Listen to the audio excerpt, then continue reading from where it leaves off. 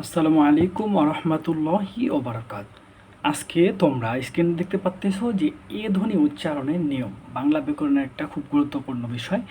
চলো আমরা আজকে এ ধ্বনি উচ্চারণের নিয়ম সম্পর্কে আলোচনা করি। দেখো আমাদের নিয়ম এক, আমরা আগে জানবো যে বিবৃত যে যে বিষয়গুলো আছে এগুলো, হ্যাঁ, সংবৃত আর এটা হচ্ছে বিবৃত। লেখার সময় অনেক সময় কিন্তু আবার এ চলে আসবে, এটা আমি তোমাদেরকে পরে আলোচনা করব। তাহলে আমরা কি শিখলাম শুরুতে, একটু তুমি মনোযোগ দিয়ে শোনো যে বাংলা ভাষায় একার লিখিত রূপে একটি হলেও এর উচ্চারিত রূপ কয়টি? দুইটি। আমরা কি কি জানি ভাইয়া? একটা হচ্ছে কি সংবৃত আর একটা হচ্ছে বিবৃত। বিবৃত বা এ এর মতো উচ্চারণ, বিবৃতরা কেমন করে উচ্চারণ হবে? এ। আচ্ছা আমরা দেখি, হ্যাঁ দেখো, পদের আদিতে মানে পদের শুরুতে এ থাকলে এবং এরপর সরিয় সরেয়া বা রস্যও থাকলে সে এ বিবৃত হয়। যেমন দেখো খেল, খেল, দেখো তো খেলের পর একটা ও আসছে, লয়ের সাথে কিন্তু একটা কি আছে? সরি ও আছে, খেল। তাহলে খেলটা এখন কিভাবে উচ্চারণ হবে? ওই যে এ এর মতো উচ্চারণ হবে। তাহলে কি ক্ষয়জ ফলা আকার ল, খেল। তারপর দেখো দেখা, এই যে আকার সরে আসতেছে না, সরে আসতেছে না, দেখা। তাহলে ডাডা বা দেটা কিভাবে উচ্চারণ হবে? দয়জ ফলা আকার দে, ক্ষয় রেখা দে খা। চলো এবার পরেরটাতে যাওয়া যাক। আমরা প্রথম নিয়মটা কি বুঝছি? আচ্ছা আমি আর একটু ভালো করে বুঝাই দিচ্ছি, সমস্যা নেই।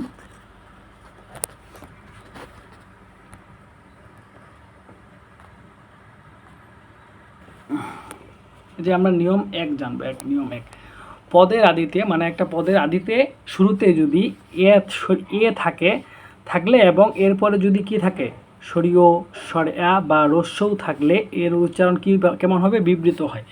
তাহলে দেখো যে খেল, লয়ের সাথে একটা কি আছে? খেল, লয়ের সাথে একটা আছে হচ্ছে এ, লয়ের সাথে একটা কি আছে? লয়ের সাথে একটা সরিও আছে। তাহলে কি ক্ষয়জফলা আকার ল, খেল। তারপর দেখা, খাটা কি? সরিয়া। তাহলে এটা কি হবে? দয়জফলা আকার ক্ষয়কার খা দে খা। চলো আমরা পরের নিয়মে যাই। প্রথম নিয়মটা আমরা শিখলাম। দ্বিতীয় নিয়মটা ভাই একটু মনোযোগ দিয়ে দেখবা। একাক্ষর সর্বনাম পদে এ ধ্বনি বিবৃত বা এ এর মতো উচ্চারিত হয়। একাক্ষর, এটা মনে রাখবা যে একাক্ষর সর্বনাম পদে এ ধ্বনি বিবৃত বা এ এর মতো উচ্চারিত হয়। যেমন কি এত, এ আর ত। তাহলে এটা কেমনভাবে উচ্চারণ হবে? এ। এটা কেমনভাবে উচ্চারণ হবে? এ। তারপর হচ্ছে হেন, হেনটা কেমনভাবে উচ্চারণ হবে? হ্যাঁ, হে, হে। বা এখানে কি আসতেছে? এ। এই যে এখানে কি আসতেছে ভাইয়া?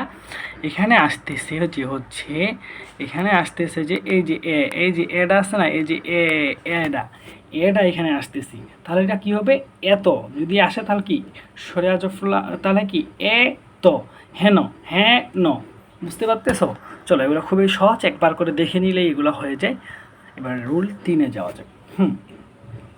খাঁটি বাংলা শব্দে এ ধ্বনি বিবৃত উচ্চারণ হয়। খাঁটি বাংলা শব্দে ভাইয়া এ ধ্বনির উচ্চারণ কেমন হয়? সাধারণত কি বিবৃত হয়। যেমন কি ঘেমটা, তারপরে কি ব্যাং, চেলা, খাম। খাঁটি এগুলো বাংলা, ব্যাং কি খাঁটি বাংলা শব্দ। তারপরে কি ঘেমটা, তাহলে কি এটাও কি খেমটা মানে কি তেল। তারপরে তেলা পোকা, তেলা পোকাটাও কি খাঁটি বাংলা শব্দ। তাহলে তেলা পোকাটা কীভাবে হবে? তয়জফলা আকার লেকারে লা পয়কারে পা, তেলা পোকা। এখানে দেখো স্ক্রিনে দেখো ব্যাং, বয়জফলা আকার ও ব্যাং, চেলা চালা চালা, তাহলে কি চেলা, চয়জফলা আকার লেকালা চেলা, খেমা, ক্ষয়জফলা আকার ময়াকারে মা, খেমা। আমরা মনে রাখবো যে খাঁটি বাংলা শব্দে এ ধ্বনি উচ্চারণ সাধারণত বিবৃত হয়, এতটুকুই। চলো এবার আমরা 4 নাম্বার নিয়মটা দেখি। 4 নিয়মে কি দেওয়া আছে ভাইয়া? সংখ্যাবাচক শব্দে এ ধ্বনি বিবৃত বা এ এর মতো উচ্চারণ হয়। সংখ্যাবাচক শব্দে এ ধ্বনি কিসের মতো উচ্চারণ হয়? বিবৃতর মতো উচ্চারণ হয়।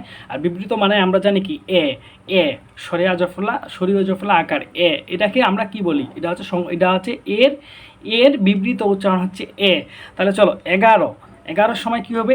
সরে এ গয়কারে গা রয়কারে 11। প্রথমে আমরা কি দেখছি? এ গয়কারে গা রয়কারে 11। তারপরে দেখো এ গয়কারে গা রয়কারে 11। তারপরে 81, 81। এই যে সংখ্যাবাচক যে শব্দগুলো আছে না, এ ধ্বনি বিবৃত বা কি এ এর মতো উচ্চারিত হয়। চলো এখন আমরা শিখবো যে হচ্ছে সংবৃত। এ এর, এ এর সংবৃত উচ্চারণগুলো আমরা একটু দেখে নিই। চলো অনেক সহজ নিয়ম। দেখো পদের অন্তে, পদের অন্তে মানে কি ভাইয়া? পদের শেষে বা শব্দের শেষে, পদের অন্তে বা পদের শেষে বা শব্দের শেষে এ থাকলে তা সংবৃত বা স্বাভাবিক হয়। যেমন কি পথে, ঘাটে, আসে, এগুলা কোনো কি পরিবর্তন হবে না। পদের আন্তে মানে পদের শেষে যদি এ আসে, একার বা এ আসে, তাহলে কি এ থাকলে তা সংবৃত বা এদের মধ্যে কোনো প্রকার পরিবর্তন হবে না, এটা স্বাভাবিকভাবে উচ্চারণ হবে এ। তাহলে কি পথে, ঘাটে, আসে, বসে, এই যে এই বিষয়গুলা, দোষে, গুণে, এগুলাও কি এ, এগুলার মধ্যে কোনো কি পরিবর্তন হবে না। খুবই সহজ নিয়ম। তারপরে দেখি, তারপরে দেখো ভাইয়া, যদি তৎসম বা সংস্কৃত শব্দে এ ধ্বনি সর্বদা সংবৃত হয়। তৎসম আমরা পড়ছি না ভাইয়া, তৎসম শব্দের প্রথমে ব্যঞ্জন ধ্বনির সঙ্গে, একটু মনে রাখা, এখানে যদি আমি বিস্তারিত তুলে ধরি নাই, তারপরে তোমরা এগুলো মনে রাখলেই হয়ে যাবে, এগুলো একবার করে দেখলেই হয়ে যায় ভাইয়া। হ্যাঁ, একটু মনে রাখবা খুব মনোযোগ দিয়ে। তৎসম শব্দের প্রথমে ব্যঞ্জন ধ্বনির সঙ্গে যুক্ত এ ধ্বনির উচ্চারণ সংবৃত হয়। আমরা কি শিখলাম?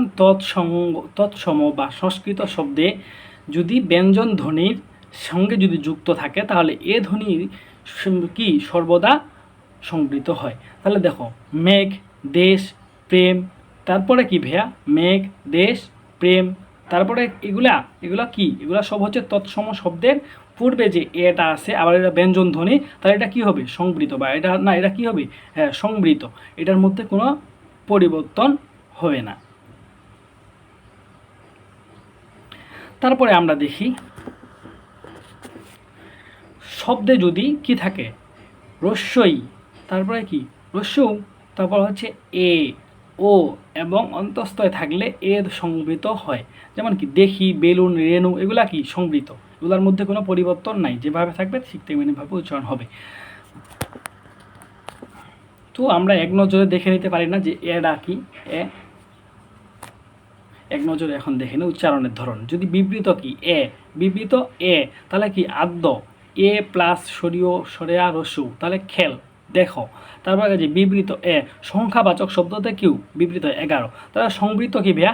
তৎসম সংস্কৃত শব্দ মেঘ, দেশ, তাহলে সংকৃত পদের আনতে মানে পদের শেষে বা শব্দের শেষে যদি একার আসে বা এ আসে, তাহলে কি পথে, আসে, এগুলাই খুব সহজ একটা নিয়ম। সো সকলকে ধন্যবাদ। তোমাদের কোনো সমস্যা বা তোমাদের যদি কোনো প্রশ্ন থাকে, তোমরা আমাকে জানাবা, আমি তোমাদের প্রশ্নের সঠিক সমাধান দেওয়ার যথাযথ চেষ্টা করব। সকলেই ভালো থাকো। আসসালামু আলাইকুম ওয়া রাহমাতুল্লাহি ওয়া বারাকাতুহু।